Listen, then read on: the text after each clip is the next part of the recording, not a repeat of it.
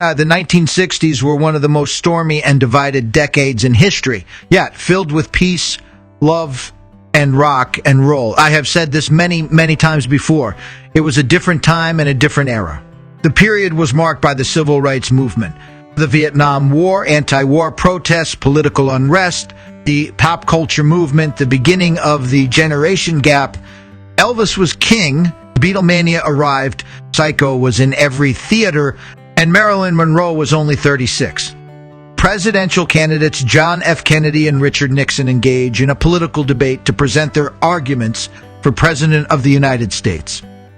This is where my story starts, so I take you back with me to 1960, and my narrative speaks about a hero, as well as the present state of politics. It's New York City, and we are in our family's 1951 Chevrolet. Black, if my memory serves me. My dad is seated behind the wheel.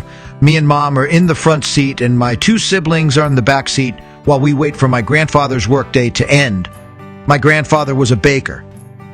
Even as a 9-year-old kid, I still recall the heartwarming aromas emanating from that bakery on the Lower East Side.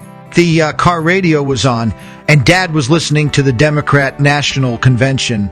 If anybody recalls the conventions back then, they were very contentious, to say the least.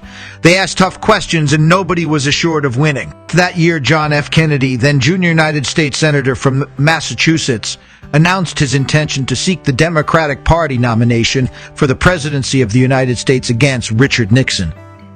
Sitting in a hot car waiting for my grandfather, I was bored out of my mind, so I asked my dad who he was rooting for. After my question, my dad said simply, "I'm rooting for Kennedy to be Nixon's opponent." Let me tell you this, I grew up in a very conservative Republican household. My dad was a New York City cop, and I figured he would want all gates down for his Republican side to win. Still, there we were, listening to the Democrat National Convention. Ted should have been rooting for the weakest runner. So Kennedy as Nixon's opponent, this was too much for a very sports competitive 9-year-old kid. In my mind, for the Republican Party to win, Dad should want the weakest competitor. My reasoning, get the least likely to win, and that helped Nixon win. Why want the strongest opponent? I couldn't figure why. What my father, my hero, said next was simple, yet a life lesson so powerful that I have never forgotten. He looked at me and said Kennedy would be the next best alternative over Nixon. This is a race for the presidency of the United States of America.